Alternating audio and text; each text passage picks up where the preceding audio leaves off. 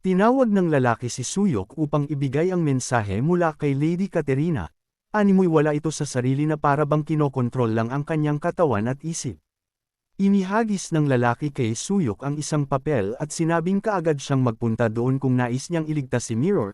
Babala pa nito na huwag siyang magsasama ng kahit na sino dahil buhay ni Mirror ang magiging kapalit ng kanyang pagsuway.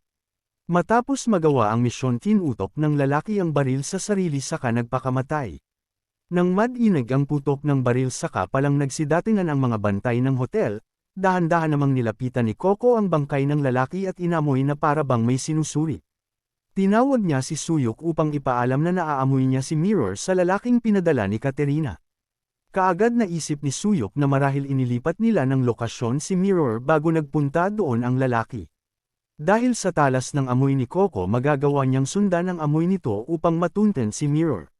Sinabi ni Suyok kay Coco na si Coco na ang bahala sa pagligtas kay Mirror, habang siya naman ang haharap sa babaeng bruha.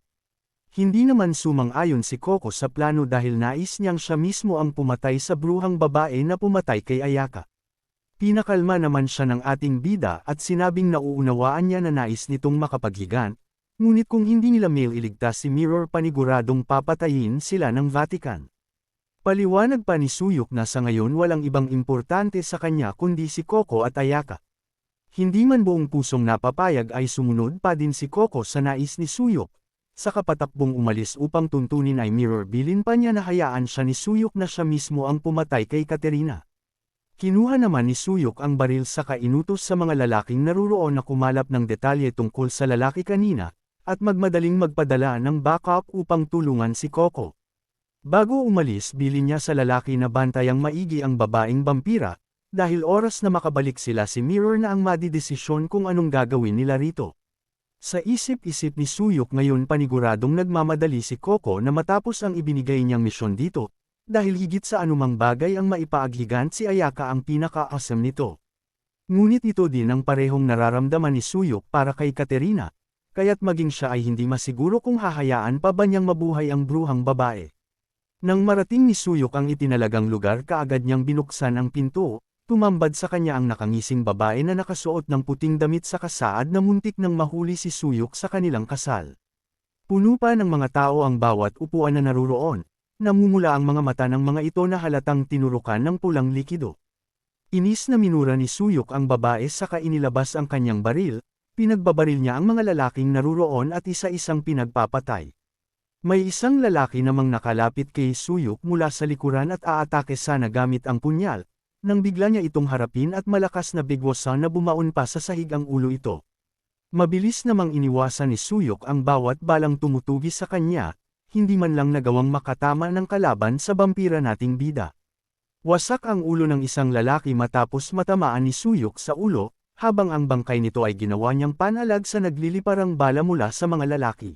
Tuloy-tuloy ang pagbaril ng isang lalaki kay Suyok habang palapit naman dito ang ating bida. Kaagad niyang hinawakan sa kamay ang lalaki at nilaslas ng kutsilyo ang leeg nito.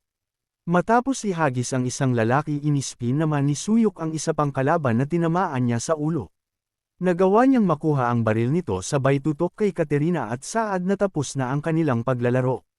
Kalmado namang kinapitan at nil-arrow ni Katerina ang sandata ni Suyok, nang aakit pa niyang saad na ibang laban ang dapat paghandaan ni Suyok. Kusa niyang itinutok ang baril sa malalaking niyang kokomilon, at sinabing maliligtas lang ni Suyok si Mirror kapag naganap na ang kanilang honeymoon. Noon pa man na hindi pa vampira si Katerina, hilig niya na ang pakikipaglaro sa mga kalalakihan na para bang ito lang ang dahilan kung bakit siya nabubuhay. Pakiramdam niya ay nabubuhayan ang kanyang isip kapag naramdaman ang dampi ng lalaki at maramdaman ng tibok ng puso nito malapit sa kanya. Walang ibang tumatakbo sa utak ng babaeng bruha kundi ang makipagbembungan, kaya't matindi ang pagnanais niyang mapanatili ang kanyang kagandahan. Nang makilala niya si Ana, ito inialok sa kanya nito ang walang hanggang buhay, at kagandahang nais niya, ngunit kailangan niyang tiisin ang magiging kapalit nito. Nang maging vampira si Katerina, pinagpatuloy niya ang maduming gawain kasama ang iba't ibang lalaki. Ngunit sa gitna ng pagpapasarap, hindi niya namamalayang umaatake ang uhaw sa dugo at aksidenteng napapatay ang bawat lalaking nakakasama sa kama. Wala sa sariling dinudukot niya ang puso ng mga ito at pinangtatakip sa uhaw sa dugo. Matapos yon sa kababalik sa ulirat si Katerina at makikita ang lalaking walang buhay sa ilalim niya. Hindi na maramdaman ni Katerina ang pagkapuno na nararamdaman niya noon, ang kasiyahan na nakakabuhay sa kanyang dugo at hindi na napunan pa. Alam niyang ang tanging paraan lang upang bumalik ang sigla niya ay ang makahanap ng vampirang lalaki, ngunit walang nagtatagumpay sa kanilang eksperimento. Hanggang sa lumitaw mula sa kawalan si Suyok, doon siya nabuhayan at naisip na kahit anong klaseng lalaki pa ito basta isang vampira paniguradong mapupunan ang kanyang pangangailangan. Wala siyang inaasahan na kahit anong ngunit nang makita ang gwapong mukha ni Suyok, mas lalo tumindi ang pagnanais niya na makuha ito. Pangungumbinsi ni Katerina sa ating bida na boring ang mabuhay ng walang hanggang, kaya't mungkahi kalimutan na ni Suyok ang paghihigant at mamuhay na lang ng kasama siya.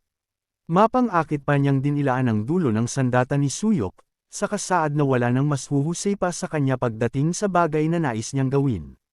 Walang alinlangan namang tumanggi ay Suyok sa kasaad na hindi niya type ang babaeng matanda sa kanya ng higit 100 taon. Kinainis naman ni Katerina ang katigasan ng ulo ni Suyok at winasak ang dulo ng baril gamit ang kamay.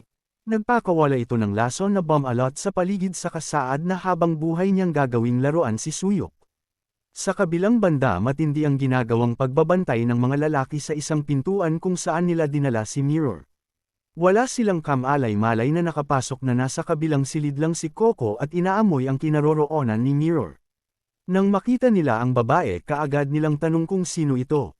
Hindi naman maunawaan ni Coco ang pinagsasabi ng mga Russian, sa kapuno ng kumpiyansang sinabi na hindi niya nauunawaan ang mga ito sa wikang Engels. Pansin ng mga lalaki na hindi normal ang pag-iisip ni Coco, kaagad silang bumunot ng baril upang paputukan si Coco. Walang kahirap-hirap naman silang pinagpapatay ni Coco at kaagad nagtungo sa silid na kinaroroonan ni Mirror. Ang natirang 3 lalaki ay kaagad ding nagpaputok ng baril, ngunit sa bilis ni Coco wala man lang kahit isang bala ang bumaon sa kanyang katawan. Malakas na lumangabog ang pinto nang buksan ito ni Coco. Gulat namang napatingin ang mga lalaking naka-face mask habang kinukunan ng sample ang kanilang test subject. Nakahiga ang walang malay na si Mirror sa isang hig-on at puno ng maraming aparates ang katawan. Sa wikang Russian utos ng isang lalaki na umalis doon agad si Coco, ngunit ang vampirang babae ay kaagad na sumugod sabay sabing yamat na ang ibig sabihin ay hindi. Natulala na lang ang 2 pang lalaki nang tumalsik ang isa nilang kasamahan. Binuhat naman ni Coco si Mirror upang itakas sa lugar. Pipigilan pa sana siya ng 2 lalaki ngunit hindi na nila nagawa, matapos tapunan ng matalas na tingin ng namumulang mata ni Coco. Sa huli pinatay pa din ni Coco ang 2 lalaki bago tuluyang umalis. Sa isip-isip ni Coco kung hindi dahil kay Suyok hindi niya gagawin ang bagay na iyon, ngunit naging malinaw ang bilin niya sa ating bida na nais niyang siya ang pumatay kay Katerina. Sa daan biglang hamarang si Lily at tinawag si Coco, bati nito sa kanya na matagal na din mula nung huli silang nagkita. Namumula at nakangisip ang saad nito na kung dapat na nagpapalem si Coco, kapag may kukuning pagmamay-ari ng iba.